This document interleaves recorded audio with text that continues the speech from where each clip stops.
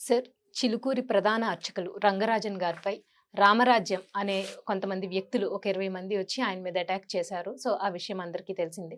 So, దాని సందర్భంగా AP deputy CM Pawan Kalyan garu స్పందించారు.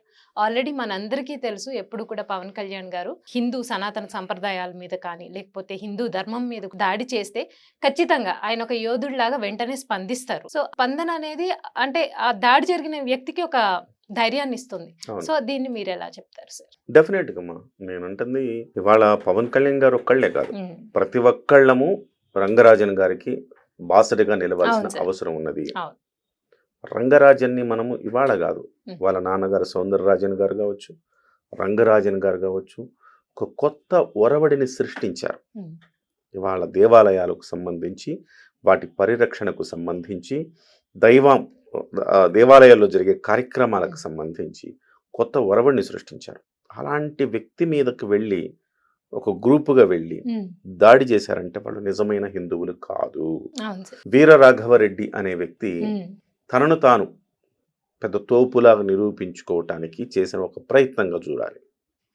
సో వాళ్ళందరినీ నిజంగా ఈ ప్రభుత్వం అనేది, కాంగ్రెస్ ప్రభుత్వం అనేది హిందూ ఆచార వ్యవహారాల పట్ల కానీ, హ్మ్.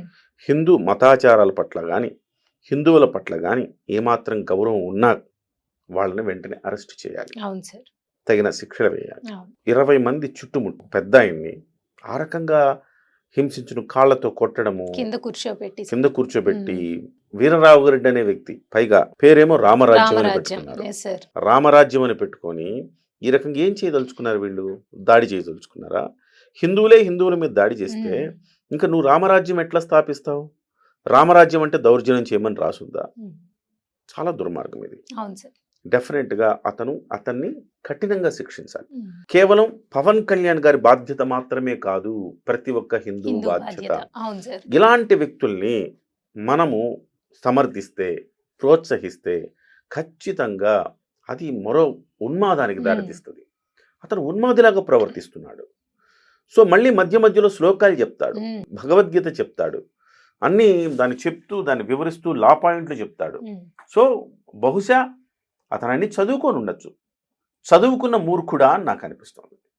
చదువుకున్న మూర్ఖుడు కంటే చదువు రాని మంచోడు నయం కదా. నాకు 100% సో కదా సార్. ఇతను చదువుకున్న మూర్ఖుల్లా కనపడుతుంది. అతను ఒక మూర్ఖుడు, అతనితో పాటు ఉన్నోళ్ళందరూ కూడా మరింత మూర్ఖుల్లా నాకు కనపడుతున్నారు. ఇది ఖచ్చితంగా ఖండించాల్సిన అవసరం ఉంది. కేటీఆర్ గారు కూడా వెళ్ళారు, ఆయనకి సంఘీభావం ప్రకటించారు. ఖచ్చితంగా దీని మీద ప్రభుత్వం చర్య తీసుకోకపోతే ప్రభుత్వానికి కూడా చెడ్డ పేరు వస్తుందనటంలో ఎలాంటి సందేహము లేదు. సో ఎస్పెషల్లీ పవన్ కళ్యాణ్ గారు దీని మీద స్పందించడంతో రంగరాజన్ గారికి ఒక 1000 ఏనుగుల బలం వచ్చినట్టు. హ్మ్. ఎందుకంటే పవన్ కళ్యాణ్ గారు ఇటీవల కాలంలో సనాతన ధర్మం అనే అంశం మీద చాలా గట్టిగా మాట్లాడుతున్న వ్యక్తి. అవును సార్. దానికి బాసటగా నిలబడిన వ్యక్తి రంగరాజన్ గారు అని హ్మ్. చెప్పాలి. హ్మ్. రంగరాజన్ గారు ఎన్నో ఏళ్లుగా మీకు తెలుసుగా అవును సార్. ఫణికుమారి గారు, నేను హైదరాబాద్కు వచ్చిన కొత్తల్లో నుంచి నేను చిలుకూరు బాలాజీ టెంపుల్కి వెళుతున్నా. ఒక్క రూపాయి ఖర్చు లేకుండా భగవంతుని దర్శించుకొని వస్తున్నా. అవును. ఇవాళ రోజుల్లో ఎట్లా ఉన్నాయమ్మా? ఒక టెంపుల్కి వెళితే మనం అవి కొనాలని, ఇవి కొనాలని, టికెట్లని, అవని ఇవని ఎన్ని ఉంటాయి విఐపి చెప్పండి. దర్శనాలని. పూజలని, అవును సార్. అవని అన్నీ. ఇవని హ్మ్. హ్మ్. ఇంత దోచేసుకోవడం జరుగుతున్న నేపథ్యంలో, అంటే అవును. ఇందులో నేను తప్పుగా మాట్లాడట్లేదు. నిజంగా మనం ఒక చర్చికి వెళ్తామమ్మా. హ్మ్. హ్మ్. చర్చికి వెళ్ళినప్పుడు ఏముంటుంది మన ఖర్చు? మనం ఏమైనా అర్చనలు చేయడానికి వీటి ఖర్చులు ఉంటాయి? ఉండవు కదా. ఒక చర్చికి వెళ్ళాము, చర్చికి వెళితే బైబిల్ ఆయన ప్రార్థన చేస్తాడు, బైబిల్ చదువుతారు, హ్మ్. వచ్చేస్తారు. ఒక మసీదుకి వెళ్ళారు, నమాజ్ చేస్తారు, వాళ్ళకి ఎవరికి ఖర్చు ఉండదే. అవును సార్. చెప్పులు స్టాండ్లో చెప్పులు పెట్టిన దగ్గర నుంచి హ్మ్. నీకు లోపలికి వెళితే లోపల కొబ్బరికాయ కొనమని ఒకళ్ళు, ఇంకో మాల కొనమని ఒకళ్ళు, ఇంకోటి కొనమని ఒకళ్ళు, అవన్నీ కొనుక్కున్న తర్వాత మళ్ళీ టికెట్ తీసుకున్న హ్మ్. తర్వాత మళ్ళీ లోపలికి వస్తే అడుగడుగున కొన్ని టెంపుల్స్లో మీరు చూస్తే ఆశ్చర్యపోతారమ్మా. విజయవాడ టెంపుల్కి వెళ్ళామనుకోండి, ఎవరైనా మనోభావాలు గాయపడితే క్షమించాలి. ఎందుకంటే నా అనుభవం చెప్తా ఉన్నా. ప్రతి చోట చేయి చేస్తారు. హ్మ్. ఏమని ఇవ్వాలి? ఎలా ఇవ్వాలి? సో ఇక మనం కాదనలేము, ఇవ్వకుండా ఉండలేము. అలాంటి పరిస్థితి. ఇందులో నేను వ్యక్తుల మతాలకు సంబంధించి గాని, కులాలకు సంబంధించి గాని నేను మాట్లాడట్లా. అవును సార్. ప్రస్తుతం ఉన్న పరిస్థితి హ్మ్. ఎలాంటి పరిస్థితి ఉందో చెప్తున్నా. ఒక హిందువుగా నేను ఒక గుడికి వెళ్ళి ప్రశాంతంగా నా బాధ చెప్పుకొని భగవంతుడికి హ్మ్. నేను రాగలగాలి ఒక్క రూపాయి ఖర్చు లేకుండా. అలా రాగలుగుతున్నామా అంటే లేదండి. రాలేని పరిస్థితి ఉంది కదా. ఇతర మతాల్లో ఉంది, మన మతాల్లో ఎందుకు లేదు? ఈ అంశానికి సరైన మార్గనిర్దేశనం చేశారు చిలుకూరు బాలాజీ టెంపుల్లో. అవును సార్. మీ కోరిక నెరవేరాలంటే మీరు 11 సార్లు చుట్టండి దేవుడు టెంపుల్. దాంట్లో కూడా సైంటిఫిక్ రీజన్ ఉంది. ఆ టెంపుల్లో భగవంతుడిని ప్రతిష్ఠింపజేసేటప్పుడు కొన్ని ప్రత్యేకంగా కొన్ని పవర్స్ ఉంటాయి. ఆ పవర్స్ని అక్కడ నిక్షిప్తం చేస్తారు. అవును సార్. సో ఆ వైబ్రేషన్స్ ఉంటాయి. ఆ వైబ్రేషన్స్ మనం గుడి చుట్టూ తిరిగేటప్పుడు ఆ వైబ్స్ మనకి వచ్చే పాజిటివ్ వైబ్స్ మనం ఏదైతే లక్ష్యం అనుకుంటాం ఆ లక్ష్యం వైపు మనల్ని తీసుకుపోతాయి. Correct sir. సో అది వాస్తవానికి ఎందుకు గుడికి వెళ్ళమంటారమ్మా? మీలోను దేవుడు ఉన్నాడు, నాలోను దేవుడు ఉన్నాడు అని పాటలు కూడా చూసాం కదా. ప్రతి ఒక్కళ్ళు దేవుడు ఉన్నాడు. ప్రతి దాంట్లో దేవుడిని చూడగలుగుతాం మనం. నిజంగా మనం అవును సార్. టెంపుల్కి వెళ్ళక్కర్లేదు. దేవుణ్ణి మనం ప్రతి ఒక్కళ్ళలో ప్రతి జీవిలో దేవుణ్ణి చూడగలుగుతాం మనం. సో ఇక్కడున్నాడు నీ దేవుడు, ఇక్కడున్నాడు నీ దేవుడు అంటే భక్త ప్రహ్లాదులో ఆ స్తంభాన్ని కొడితే అందులోంచి నరసింహ అవతారం నరసింహస్వామి బయటకు వస్తారు.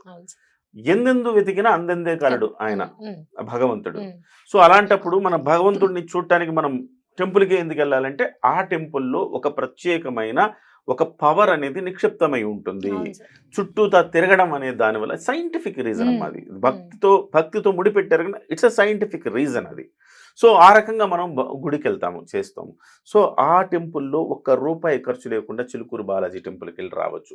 ఇక మీరు కాదుకూడదని మీరు ఏదైనా అవి ఇవి కొనుక్కోవాలి తప్ప ఆ టెంపుల్లో అయితే మీకు ప్రత్యేకంగా వసూలు చేసేది ఏమి ఉండదు.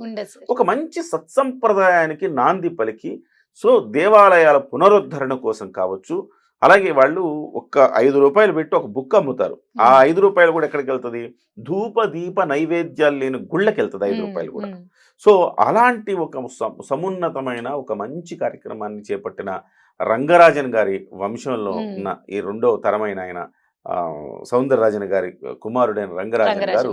సో ఆయన కూడా అనేకమైన కేసులేసి హిందుత్వం గురించి పోరాడుతున్న వ్యక్తి. వాడు వచ్చిన వాడు ఏమంటాడు, వీర్రాఘవరెడ్డి ఈ రకంగా అవ్వదు, అది అవ్వదు, ఇది అవ్వదు ఏదో అంటున్నాడు. అంటే అవ్వదంటే కొట్టేసుకోవాలా ఏంటి నాకు అర్థం కాదు. మనం మనుషులం కదా, మన హక్కుల్ని మనం సాధించుకోవటానికి మనకు రాజ్యాంగబద్ధమైన అవకాశాలు ఉన్నాయి కదా, అట్లే చేసుకోవాలి. సో ఆ రకంగా వాళ్ళు చేయడం అనేది క్షమించరాని నేరము. ఖచ్చితంగా శిక్షించకపోతే రేవంత్ రెడ్డి సర్కార్కి ఖచ్చితంగా ఇది ఒక నెగటివ్ సంకేతం ప్రజలకు వెళ్ళే అవకాశం ఉంది. డెఫినెట్గా దీని మీద పవన్ కళ్యాణ్ గారు కావచ్చు, కేటీఆర్, కేసీఆర్, లేకపోతే ఇంకితర పార్టీ వాళ్ళు, బండి సంజయ్ గారు కూడా సంఘీభావం ప్రకటించారు. మనలాంటి వాళ్ళందరం కూడా ఆయనకు బాసటగా నిలవాల్సిన అవసరం ఉంది.